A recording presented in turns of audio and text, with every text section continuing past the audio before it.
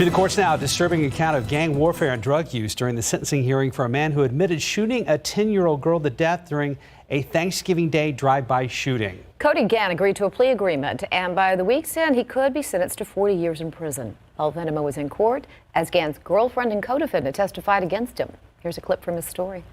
They had made plans to go and retaliate against my dad. And retaliate in what way? And shooting up his house back. Shooting what? Shooting up his house back. Carrie said she was driving. Gann sat alongside her, armed with an assault rifle. When we approached the house, he told me to slow down, and he rolled down his window, but I froze and I hit the brakes instead of slowing down. So I ended up coming to a complete stop. And what happened? And Cody let off a bunch of shots. Paul Venema joins us now to talk more about this case. And the key evidence of this whole trial was a memory stick. So first of all, how did police get it? Well, yeah, they got it quite accidentally, and it proved to be valuable as far as the prosecution was concerned. But it was found he was a student at Lee High School. It was found on the campus there at Lee High School by a construction worker who turned it over. Really? Turned it over to the administration there. They checked it out thinking perhaps it was some kid's homework or something. Right. And there it is. Cody Gann on there. Is this It's what this amounts to is the punishment phase of a trial where there are a jury here, but the judge is hearing it. So this hearing is to give the judge some insight into the case so that he can make a decision on whether or not to accept the plea deal.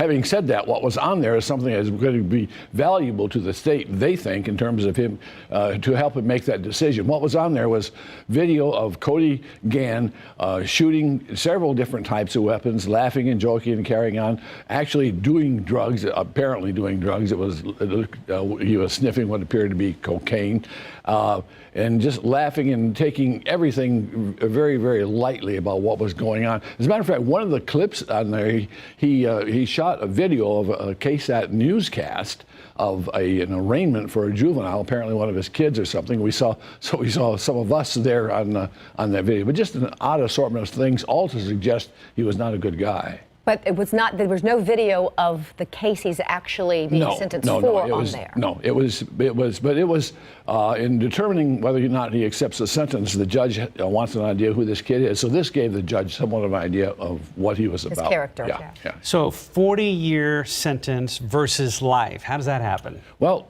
it's you kind of the old Darrell Royal dance with who brung you. The state was willing to accept, as I understand it, 40 years rather than take the case to trial simply because they were not comfortable, I'm guessing, with the witnesses. In my opinion, and in theirs, I believe as well, there were some credibility questions as far as the witnesses, particularly this young lady that we saw testifying there. So the state opted to go ahead and accept a cap of 40 years versus taking the case to trial and running a risk of getting something lower or not even getting a conviction. So you said it's a plea deal, and they're hoping for 40 years, and right now the judge is learning about the character of him to decide if he'll let this go forward. What are his options? Could he say, nope, he needs more, and now you have to, what can happen? Exactly. The judge, it's a plea deal with a cap, what they call a cap of 40. So he cannot go any higher, according to this deal that they made. He cannot go any higher. And the defense obviously is going to argue, say, hey, this perhaps was an accident, or he didn't mean to kill this little girl, he was just going to scare these people, whatever their argument's going to be.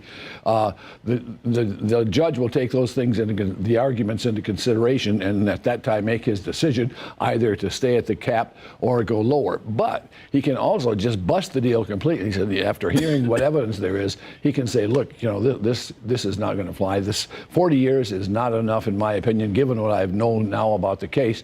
So I'm going to bust the plea deal, and we're going to take the case to trial, and he can force him to go to trial with it. Wow. How long do you expect this to last? Well, the hearing is going to wrap up on Friday, and the reason it's a pretty long, lengthy hearing. The state plans to call, by the time it's over, 22 witnesses. The defense is going to call a couple of witnesses. Whether they call Gann, we don't know yet.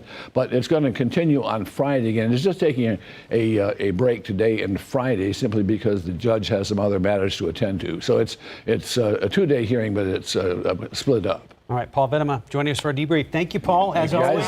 Delighted to be here. Paul's stories online at KSAT.com.